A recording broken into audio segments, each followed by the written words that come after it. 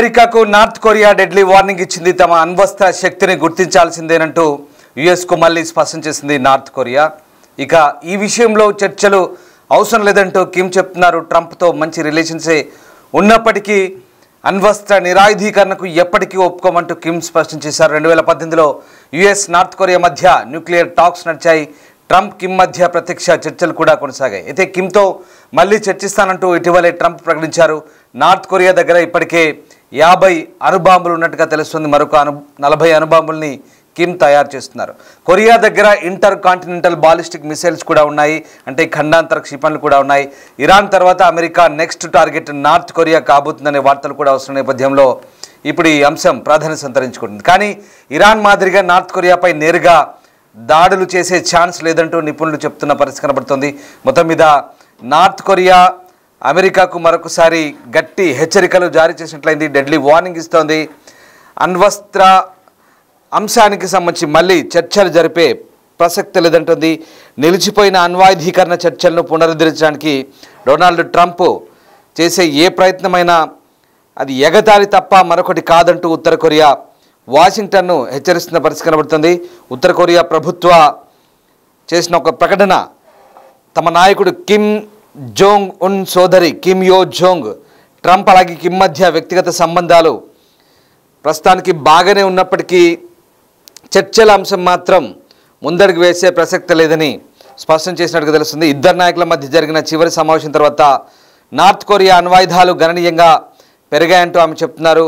అలాగే అణ్వాయుధ నిరాయుధీకరణ ఎజెండాలో ఉంటే మరొక శిఖరాగ్ర సమావేశం జరగదనే అంశం స్పష్టం చేస్తున్నారు. అంటే అణ్వాయుధాలకు అంశానికి సంబంధించి ఎజెండాలో పెడితే కనుక చర్చల ప్రసక్తే లేదంటూ తేల్చి చెప్పినట్టుగా అర్థమవుతుంది.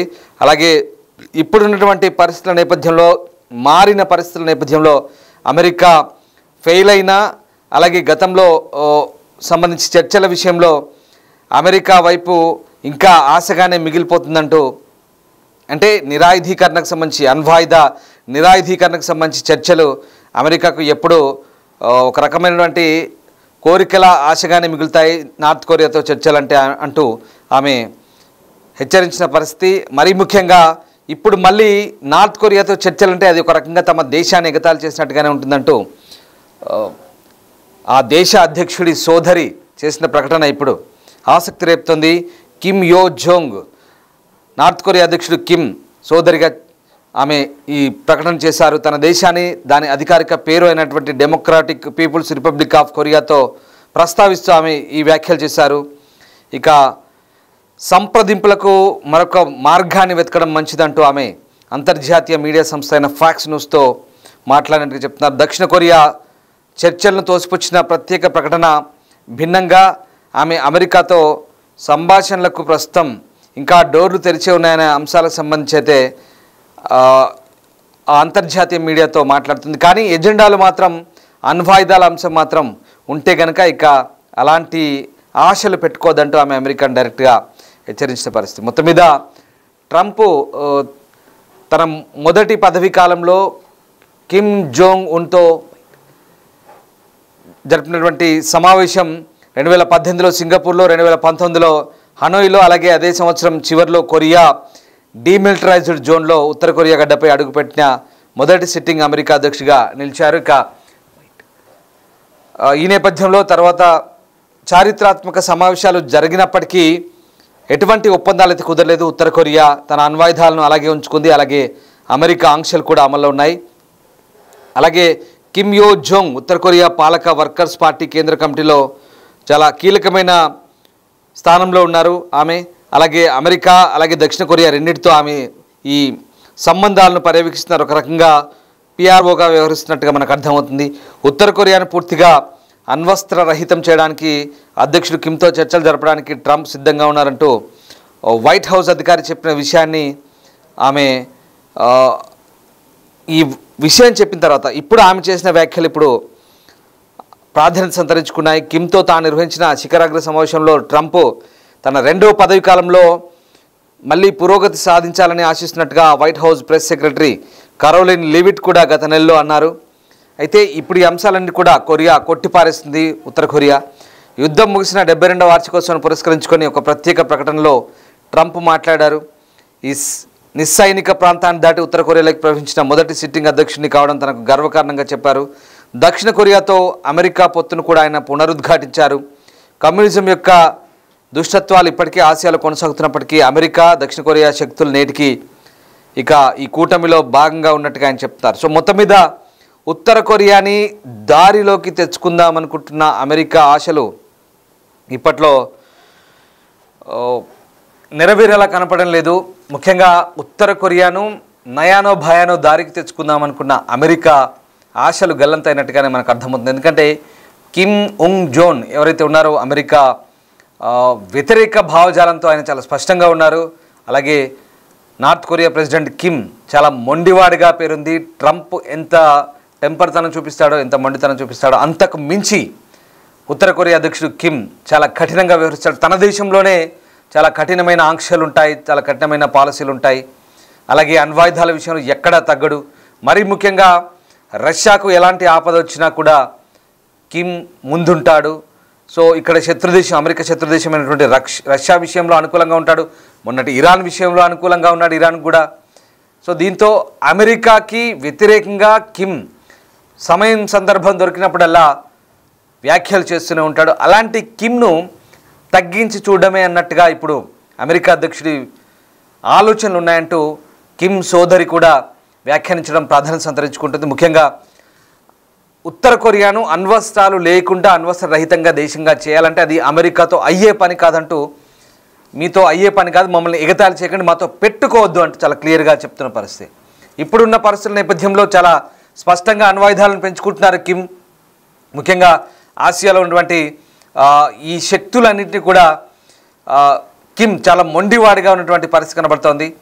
ఈ నేపథ్యంలో ట్రంప్తో గతంలో చర్చలు జరిపినప్పటికీ, స్నేహపూర్వకంగా ఉన్నప్పటికీ ఇప్పుడున్నటువంటి మారిన పరిస్థితుల నేపథ్యంలో వాస్తవ రూపకంగా ఆలోచించాలంటూ కూడా ఆయన సోదరి హెచ్చరికలు జారీ చేసిన పరిస్థితి కనబడుతోంది. సో మొత్తం మీద తమను తాము శక్తివంతమైన నాయకులుగా ఉత్తర కొరియా నాయకులు ప్రకటించుకుంటున్నారు. అమెరికా తమను ఏమాత్రం ప్రభావితం చేయలేదని, అసలు అమెరికా అజెండా తమకు ఎంత వరకు పనికిరాదంటూ చెప్తున్నారు. తమ దారి తమదే అంటున్నారు. సో మొత్తం మీద ప్రస్తుతం మారిన పరిస్థితుల నేపథ్యంలో ఖచ్చితంగా భవిష్యత్తులో ప్రతిదానికి ముందస్తు అవసరం అంటూ కిమ్ మాట్లాడుతున్న మాటలు ఇప్పుడు ప్రాధాన్యత సంతరించుకుంటున్నాయి. ఏదేమైనా పెద్దన్న పాత్ర పోషించాలనుకుంటున్న అమెరికాకి ప్రస్తుతం ఇది గట్టి దెబ్బ అని చెప్పాలి. ఎందుకంటే ఉత్తర కొరియాను దారిలోకి తెచ్చుకోవాలనుకుంటున్న అమెరికాకి ఇప్పుడు ఇది మింగుడు పడని పరిస్థితి. ఇటు అమెరికాకి అటు ఉత్తర కొరియాకి రెండు దేశాలకు కూడా నువ్వెంత అంటే నువ్వెంత అనుకునే పరిస్థితికి భవిష్యత్తులో వచ్చే అవకాశాలు చాలా క్లియర్గా కనిపిస్తుంది. ఇప్పుడు అదే మాట అంటున్నారు, చాలా క్లియర్గా చెప్తున్నారు. అసలు మీరు మాకు చెప్పడం ఏంటి, మమ్మల్ని ఎగతాళి చేస్తారా, మా శక్తిని తక్కువ అంచనా వేస్తున్నారంటూ ఉత్తర కొరియా అధ్యక్షుడి తరపున ఈ వ్యాఖ్యలు మాట్లాడినట్టుగా మనం అర్థమవుతుంది. It's a serious warning. అసలు మీరేంటి మేమేంటి అన్న స్థాయిలో, మీరెంత మేమెంత అన్న స్థాయిలో ఉంది పరిస్థితి. నిజంగా అమెరికా అధ్యక్షుడు ప్రతి చోట అవకాశం దొరికినప్పుడల్లా కాలు పెడుతున్నాడు, వేలు పెడుతున్నాడు, ప్రతి చోట జోక్యం చేసుకుంటాడు. కానీ కిమ్ విషయంలో, ఉత్తర కొరియా విషయంలో మాత్రం పప్పులు ఉడకవన్నట్టుగా ఉత్తర కొరియా మాట్లాడుతుంది. చూడాలి భవిష్యత్తులో ఏం జరగబోతుంది. కిమ్ చాలా కఠినంగా ఉంటాడనే పేరు కూడా ఉంది. కిమ్ ఒక రకమైన నియంత అనే పేరుంది. సో కిమ్ ఆలోచనలు కూడా అంతే నియంతలా వ్యవహరిస్తాడు, అంతే క్రూరంగా ఉంటాయని చెప్తున్నారు. మరీ ముఖ్యంగా అణ్వాయుధ దేశమైన ఉత్తర కొరియాతో కూడా చాలా జాగ్రత్తగా ఉండే విషయంలో అమెరికా ఆలోచిస్తుంది. అందరితో వ్యవహరించినట్టుగా ట్రంప్ కిమ్తో వ్యవహరించడం కూడా కుదిరే పని కాదంటుంది ఉత్తర కొరియా. చూడాలి భవిష్యత్తులో ఎలాంటి పరిణామాలు ఉంటాయి. ఇరాన్పై దాడి చేయగలిగింది అమెరికా. ఇజ్రాయెల్ సహకారంతో ఇరాన్పై దాడి తొలుత ఇజ్రాయెల్ ఉసుగొల్పింది. ఇరాన్ అణ్వాయుధాలు తయారు చేస్తున్నారనే నెపంతో ఇరాన్పై దాడి చేసింది. ఏకంగా B-2 బాంబర్తో దాడి చేసింది. కానీ అదే పని కొరియాపై చేయగలదా?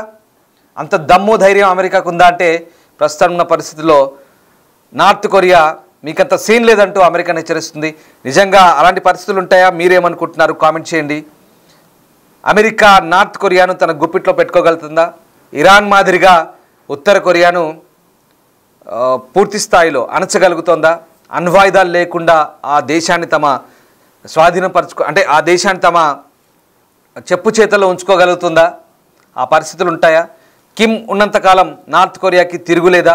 మీరేమనుకుంటున్నారు? సో ఇప్పుడున్న పరిస్థితిలో, ఇప్పుడున్నటువంటి సిచ్యువేషన్లో ఇవన్నీ సాధ్యమయ్యే పనులేనంటే దాదాపుగా ఉత్తర కొరియా ఇస్తున్నటువంటి ప్రకటనలు, హెచ్చరికలు ఈ దరిదాపుల్లో కూడా సాధ్యమయ్యే పనులు కాదనిపిస్తుంది. కానీ అమెరికా రకరకాల ప్రయత్నాలు చేస్తుంది. ఎక్కడి నుంచి ఎలా ఏ యాంగిల్లో వస్తే ఇది సెటిల్ డౌన్ అవుతుందో అనే అంశంపై కూడా చాలా ప్లానింగ్ చేస్తుంది. మరి ఉత్తర కొరియా విషయంలో ఏం చేయబోతుంది అమెరికా, ఎలాంటి ప్లానింగ్స్ చేయబోతుందని మాత్రం ఆసక్తికరంగా మారుతోంది. ఏదేమైనా అమెరికా అధ్యక్షుడి ఆలోచనలు తప్పు అంటుంది ఉత్తర కొరియా, ఇవి సాధ్యం కాదంటుంది. అసలు మా శక్తి ముందు మీ ఆలోచనలు ఎంత అంటుంది, మేమేంటి అసలు మా సత్తా ఏంటో మీకు తెలుసా అన్నట్టు మాట్లాడుతుంది. చాలా సీరియస్గా ఉంటున్నారు, సీరియస్గా వివరిస్తున్నారు నార్త్ కొరియా. అందరితో పెట్టుకున్నట్టు మాతో పెట్టుకుంటే కుదరదు అంటున్నారు. సో ఇది నిజమైన వాస్తవ రూపంలో ఎలాంటి సిచ్యువేషన్ ఉండబోతుంది, కామెంట్ చేయండి.